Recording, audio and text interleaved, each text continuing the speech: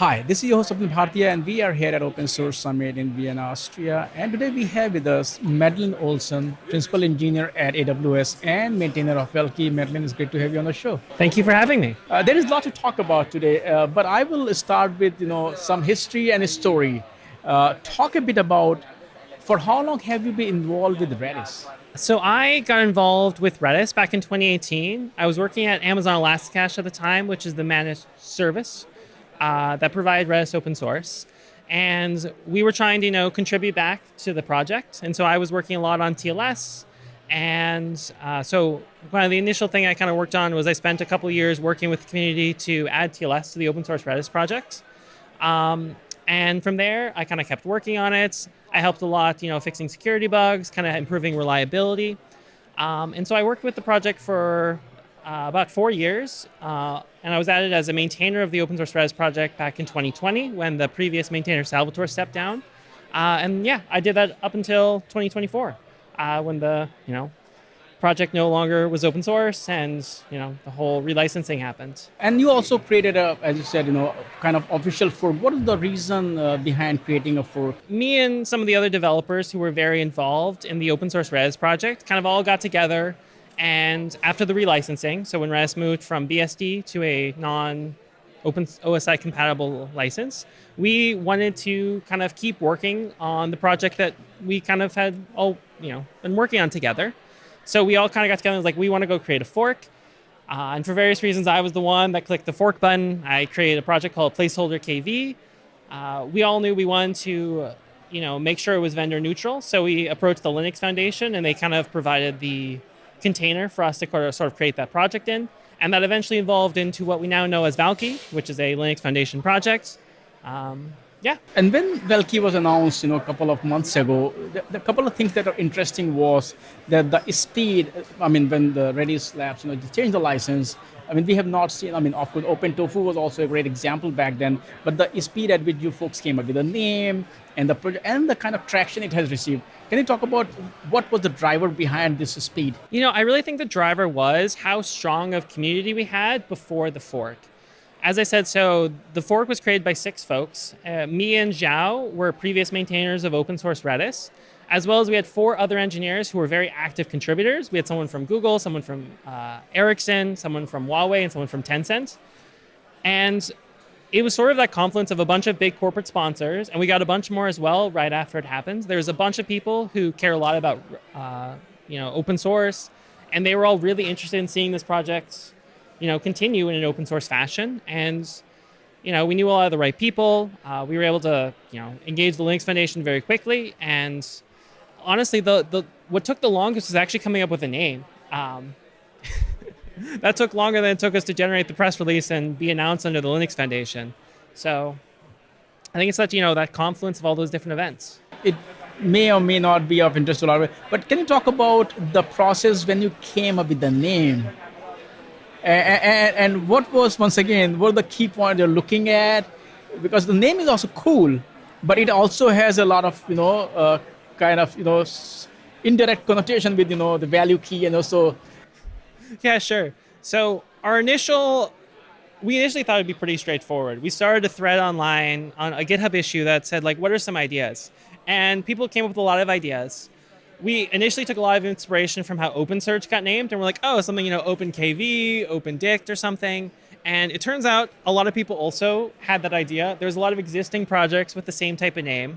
So like, okay, that's not going to work. And we also wanted to rule anything that sounded too similar to Redis, because we really wanted to differentiate from the project.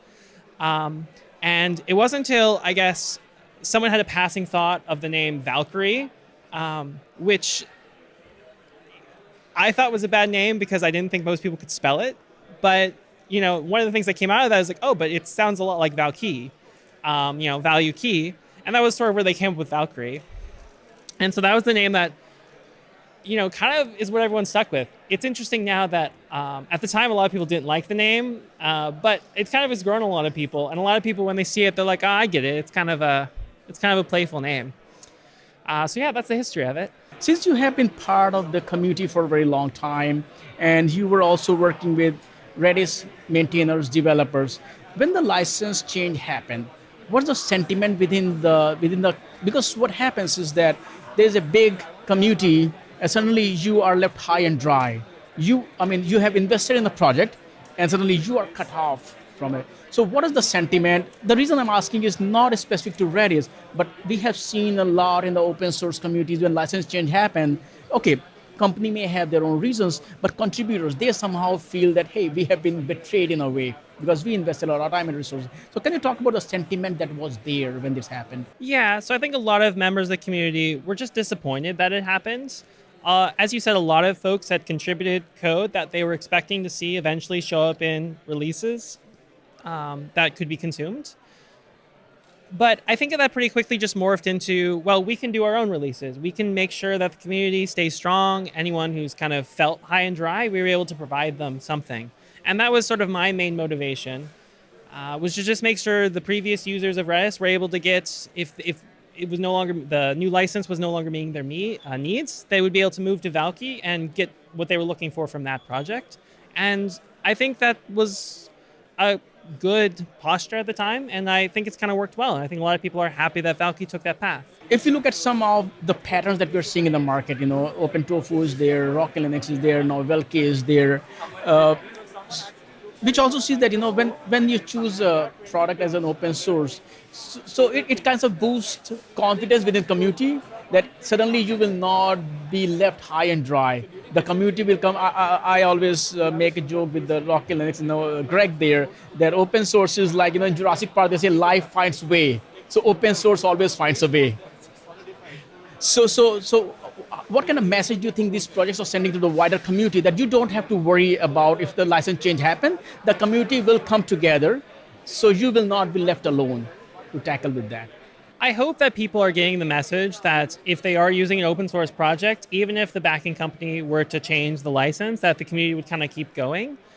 The only thing I kind of would really say is some of those projects did fork and stuff, and they kind of continued, but some of them did not. Right? We talk a lot about the successes. So what I would really look for is like if there's a strong community backing the project, not just a single vendor that's kind of controlling the project, especially if there's an open governance, that really sends a strong signal that the project will keep going. When people choose to invest in a technology, should they also look at the sustainability of that project? That, of course, there are a lot of projects which are owned by companies, and those companies are a very good patrons of the project. And, I mean, not, there are some bad apples, and they're not bad apples. They have to make some decisions. But what kind of things people should look at when they are picking an open source project for their business? Yeah, and as you said, it's very important for companies to have this continuity of the supply chain of like where they're getting the software from. And so they should definitely be looking at, who is backing the project. You want to make sure it's not just some one person that, at their whim, they could decide to stop supporting the project. It's great to see a mix of both, corporate backers, because they provide a lot of long-term support for the project. I think it's great that like AWS is backing the Valkey project, since they will eventually be a provider of Valkey. They have a lot of invested interest in the continuity there. But it's also great to see companies that are users as well, because you want to see the people actually consuming the project and like have new feature requests. And then you also want to see a very strong interest from, just small independent people, who just go pick it up and play with it, improve documentation, improve the day-to-day. So you want to see like good involvement from developers. And I think, the capstone of all of that is a very strong governance. You want everything to be in the open. I recently saw a bunch of people really happy with the Valkey project that we're very open when we talk about the major improvements we're going to make. We have very detailed issues describing the architecture changes we're going to make, and it makes people feel welcoming that they can come and help and contribute. Making sure everything looks in the open. Once you start seeing being like, oh, we had this offline discussion and we decided all these things, that makes it feel very opaque, and like you don't have a lot of faith that if something's going wrong that you'll be able to do much about it. And the last point I'd kind of see for companies is you also want to see corporations sort of building up around it, right? There's going to be companies that help, provide professional services and support for projects. And if you kind of see that happening, you know that there's a lot of people interested in like using the project for the long term. What kind of community you want to build around Valkey? What kind of contributors you like to come and join the project? So I'm hoping that we build a very diverse community. I talked a little bit earlier about how we want, big corporations to kind of come in because they provide a lot of willingness to build big features and have long-term commitment because they're usually very invested in these projects. We want individual contributors, like individual developers, because they usually have some of the best ideas. They really, bring a lot of fresh and innovative ideas to the projects. And we also just want, people who are just kind of interested in open source as a whole, because we've had a lot of, Linux distribution maintainers kind of come. They're not, deep in the engine. They're not moved up users, but they want to provide that. And so they bring a lot of great insight about how to make it a good project for, Linux users to use and DevOps people to use, better people to manage.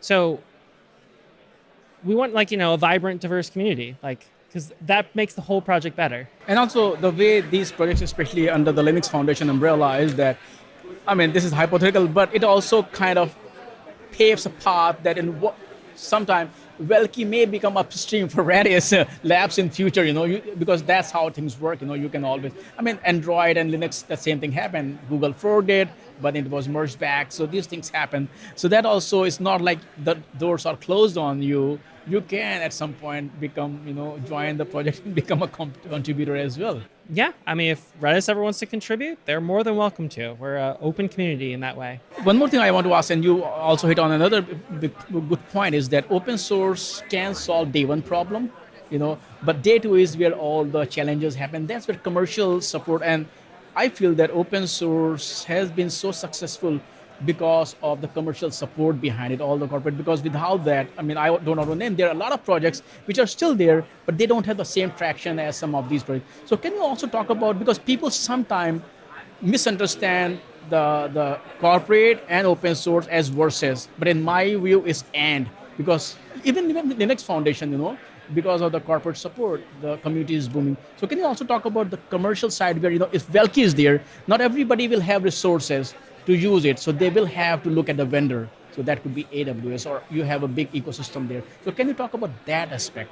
And let me know if I'm not quite answering the question exactly. But yeah, we see a lot of people who, they played around with Valkey, as an individual developer, but sort of once they bring it to production, they, need more support in actually running it. And that's why I see a lot of the support from the Valkey project really kind of showing up. You'll see it from a lot of the major supporters of the project, AWS, GCP. GCP recently announced support for Valkey on their managed service. So they're really the ones providing, the support for people to run it and feel confident that, the data is being managed well and it's working as expected and they're not seeing production downtimes. So I agree with you that, there are some very sophisticated users. I have talked with several users of Valkey. Hopefully we'll be able to tell they'll, come forward at some point in the future that, they're very empowered to run it personally, kind of at scale. But, for the rest of the folks that don't feel as confident, that's really what these corporations are kind of providing. Yeah, they kind of democratize and make open source more accessible, whether you're Red Hat or Canonical or SUSE, without them using Linux can be, it's not for everybody. Running a lab stack is easier, but it's not that easy as well. So they lower the barrier of entry. Anybody can just get started with Linux very easily. Now let's switch the topic altogether and let's talk about the project itself. A new release came out. Talk about what's new in there, and also how you folk came out with the release so fast. So Valkey 7.2 launched back in April at the previous summit. There's a bit of a trend. I don't know if that's going to continue, but we really focused on Valkey 8 to be a drop-in replacement that's just kind of better overall than 7.2. So that was sort of how we were viewing the release. And so we sort of figured out which type of features made the most sense to benefit as much users as possible without making any type of application changes. So if someone was on 7.2, they would feel very comfortable moving to 8 and working well. So the major features are performance improvements. You see about 3x multi-thread performance improvements. We saw about up to 20% memory efficiency. So those cover the two main sort of bottlenecks we see with caching workloads and which is very common with Valkey. Either you're bottlenecked on throughput or bottlenecked on storage. We also tried hard to make the reliability better so that there's a lower chance of seeing failures. So we improved the slot migration process, fixed a bunch of very complicated edge cases. We also made standalone better. We improved the ability for clients to kind of discover when a failure happens to lower the downtime. And then we also made observability a lot better. So Valkey has a distributed mode called Valkey Cluster.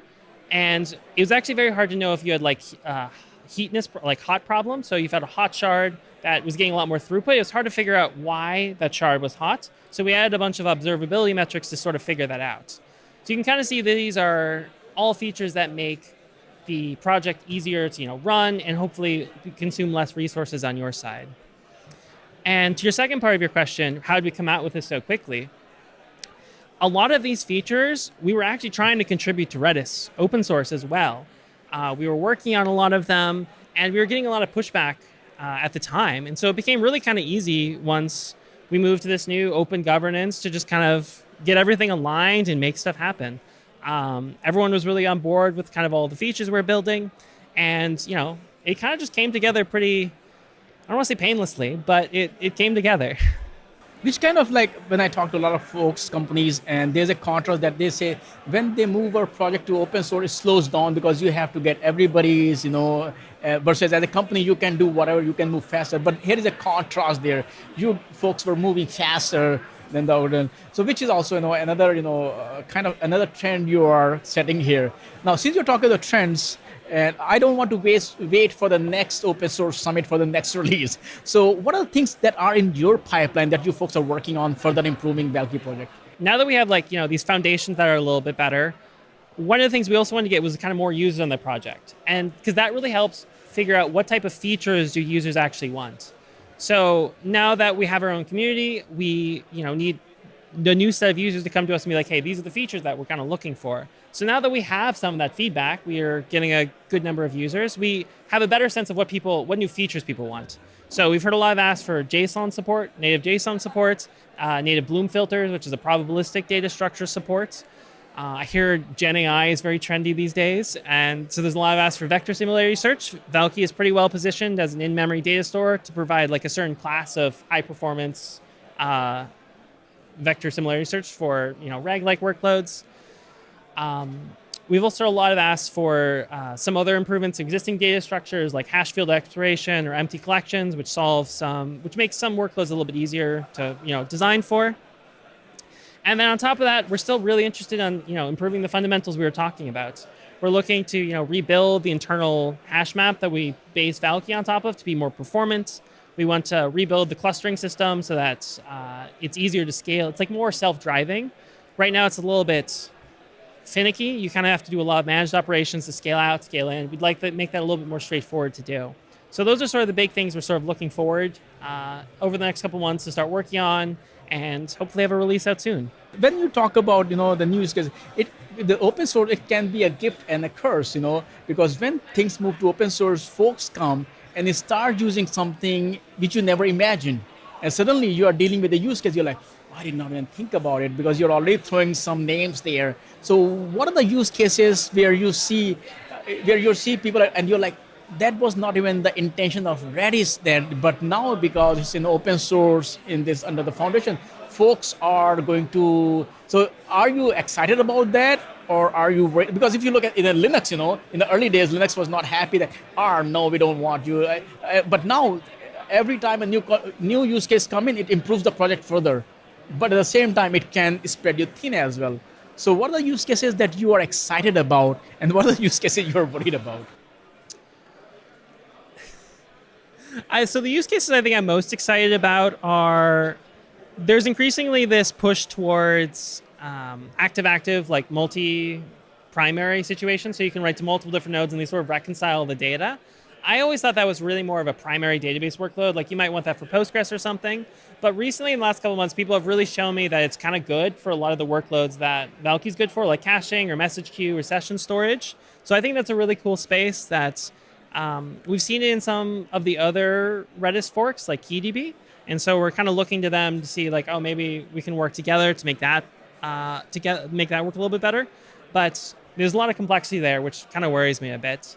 I also know there's a general trend amongst a lot of caching workloads to increasingly move to SSDs.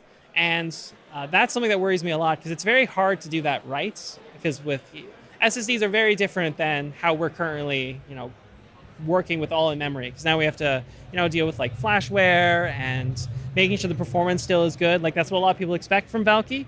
And if we start, putting data on slower mediums, it's going to be very difficult to make that happen. But that's a big thing that we see a lot of people asking for.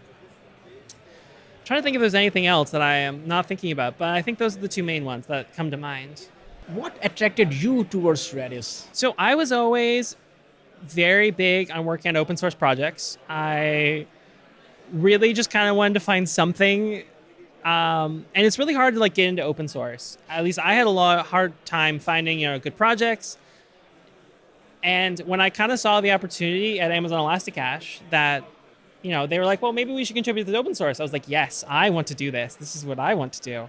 And it was a lot of a struggle because I had to really, show the business value of why contributing to open source matters, which I see a lot of people have the same trouble with. A lot of people say to me, well, you have a dream job. You work at a large tech company and you get to work on open source all the time. But there is a lot of politics around that because I really have to prove like this is good for the business. It'd be nice if companies out of the goodness of their heart contributed open source. But, I found I'm pretty good at playing those games, and it brings me a lot of joy to work on open source. Since you said that you were passionate about open source, talk about what kind of culture is within AWS that kind of breeds these kind of folks. And we are seeing a lot about like open search was announced yesterday. So just talk about the culture which kind of encourages, go ahead and participate with open source projects. Yeah, so AWS and Amazon as a whole focuses a lot on customer obsession. We really try to think back from our customers and try to figure out what makes the most sense for them. And in many cases, that's fully aligned with working on open source. With Valkey, we saw that, Valkey is also both a user of a lot of AWS users as a whole. A lot of people self-manage it. So making that experience better for the end user is good for all of Amazon's customers. And then, if you look at some specific managed services, we contribute to upstream to open source to make their experience better so that it's consistent with the managed experiences that we provide. And you see the same thing with OpenSearch. We see a lot of, we see it's beneficial for our end users for this all to be open source because it built a lot of, trust with our customers that we're being transparent with them and that we're able to make these upstream projects better. Madelyn, once again, thank you so much for sitting down with me and talk about this, not only Valkey, your own open source journey. Thanks for sharing all those insights, and I look forward to talk to you again. I hope the next release will not be the next open source summit. It will be before that, and we get to talk about that as well. But I really appreciate your time. Thank you. Yeah, thank you so much for having me on. It was a great conversation.